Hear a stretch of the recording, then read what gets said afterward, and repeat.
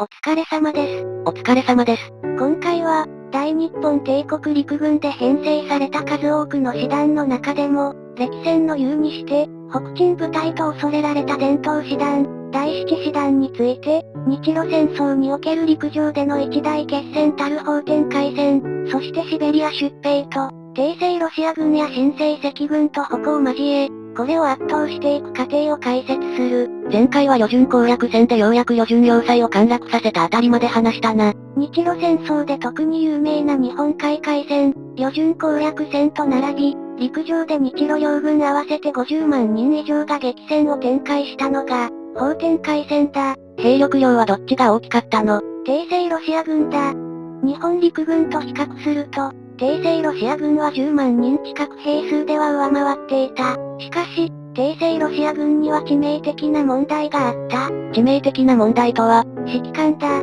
後年の日本陸軍とソ連軍が展開した武力紛争であるノモンハン事件において、ソ連軍では日本陸軍に苦戦した指揮官が更迭され、バリバリの叩き上げであるジューコフ将軍が着任するや日本陸軍を苦戦に追い込み、逆に日本陸軍では幕僚統帥を許してしまう名将とは言い難い指揮官の存在もあって、両軍の指揮官の能力が浮き彫りになったが、他方、奉天会戦では、帝政ロシア軍の指揮官の能力や関係性の問題性もあって、日本陸軍は助けられた事例と言えるだろう。帝政ロシア軍の指揮官同士は仲悪いの？一説には駅で囚人監視の中で殴り合いまでした帝政ロシア軍の将軍級の指揮官らがいたという逸話もある。その光景を艦船武官として観察していた、ある国の武官が、後年の第一次世界大戦では作戦参謀として帝政ロシア軍を散々に打ち破るという結果も生じている。ある国ってどこの国？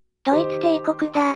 マックス・ホフマンというドイツ帝国の作戦参謀なんだが、ホフマン参謀は、第一次世界大戦でドイツ帝国の東部戦線を担任する第8軍に配属され、大規模な兵力でなだれ込んできた帝政ロシア軍に対し、タンネンベルクの海戦において帝政ロシア軍に壊滅的損害を与えることに成功する。この作戦計画の要素に、日露戦争で観察した帝政ロシア軍における将軍同士の仲の悪さ、信頼関係の薄さが影響したと言われている。タンネンベルクの海戦ってヒンデンブルク将軍とルーデンドルフ将軍のコンビが立案したんじゃなかったっけ？実務面ではホフマン参謀が活躍したんだが、公にはヒンデンブルクとルーデンドルフの功績とされてしまったので、ホフマン参謀としては不服だったろうね。ちょっと話がそれたが、旅順攻略戦で活躍した第七師団は、そのまま奉天に転戦し、帝政ロシア軍と再び対峙した。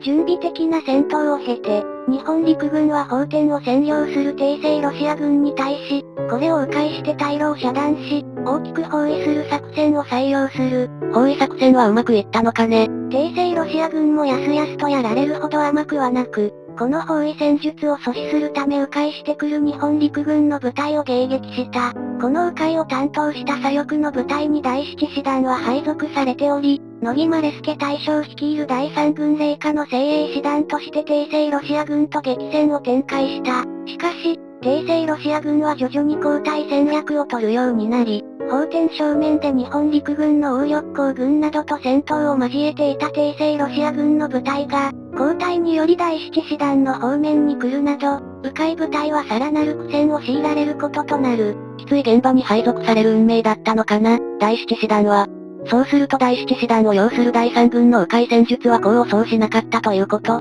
いや、意味はあったと思われる。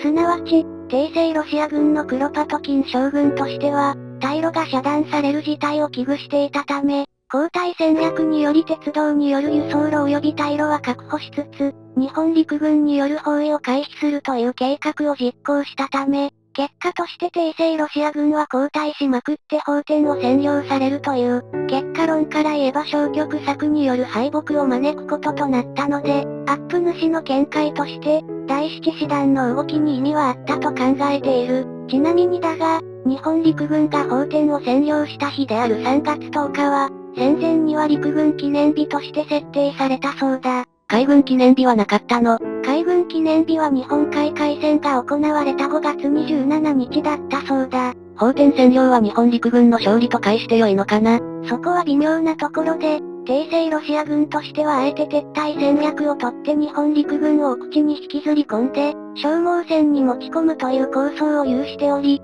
この構想は後年の独ソ戦などで走行したことも考慮すると、日本陸軍がこの時点で完璧に勝ったとは言い難い。しかし、帝政ロシア軍としても、交代に次ぐ交代で全軍の士気が降下してしまい、かつ、日本海海戦でのバルチック艦隊の敗北も手伝って全軍の形成として敗色濃厚となったのは帝隊誤算だったろうね。日露戦争は、アメリカの調停により、日本国内では日比谷で焼き討ちなんかもあったが、樺太南部の割譲、帝政ロシアは満州や朝鮮から手を引くといった、賠償金はないものの日本側の体裁は保たれるポーツマス条約を締結するに至り、戦争は終了した。日露戦争終結で第七師団は骨休めできたのかね。やがて再び大陸で戦闘を重ねることとなる。どういった理由で？シベリア出兵だ。シベリア出兵は、第一次世界大戦で疲弊した帝政ロシアにおいて勃発したロシア革命が契機となっている。ロシア革命により、ロマノフ王朝を打倒して権力を掌握したボリシェイキ率いる革命政府だったが、これに干渉する外国勢力がシベリアに軍事介入し、戦闘が展開されることとなった。出兵の名目は革命政府打倒だったの？裏の目的の一つにはそれがあるんだが、大っぴらにそれを表明するわけにもいかないので、名目としては、ロシア領内で結成されていたチェコ軍団の救出という名目を標榜した。当時、連合軍側で第一次世界大戦に参戦していた日本も、独自権益の確保等を動機としたと思われるが、英米国の勧誘に従いシベリア出兵を決意、ウラジオ派遣軍を結成する。どこの国が一番多くシベリアに出兵したの？ダントツで日本だった。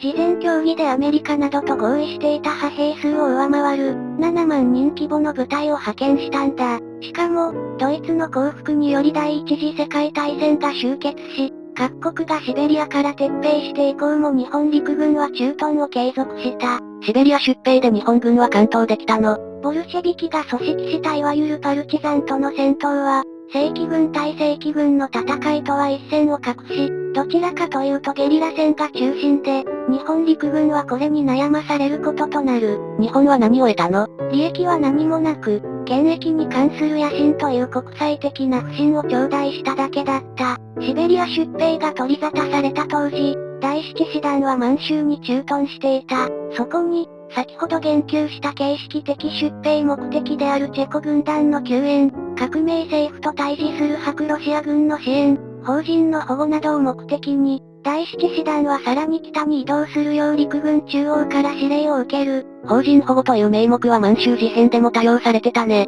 北方に進んだ第七師団はウラジオ派遣軍と合流し、シベリアでの干渉戦争にどっぷりはまり込んでいくが、赤軍の頑強さは予想を超えており、何も得られないまま、引き継ぎの部隊と任務を交代して、第七師団は北海道に帰還した。さて、以上の通り、第七師団シベリア出兵編の解説をしてきたが、当解説チャンネルである秋田号だけでなく、ナチスドイツ国防軍や大日本帝国陸軍の戦車、突撃砲、高射砲、対戦車自走砲などを扱っている、機構情報号というチャンネルもやっているので、概要欄にリンクを貼っておくので興味のある方は秋田号のチャンネル登録だけでなく、機構情報号もご覧ください。画像の動画は、大日本帝国陸軍が開発したが、本土決戦のために温存、さらには試作車の製作だけで終戦を迎え、実戦に投入されることのなかった幻の戦車、3式中戦車、4式中戦車、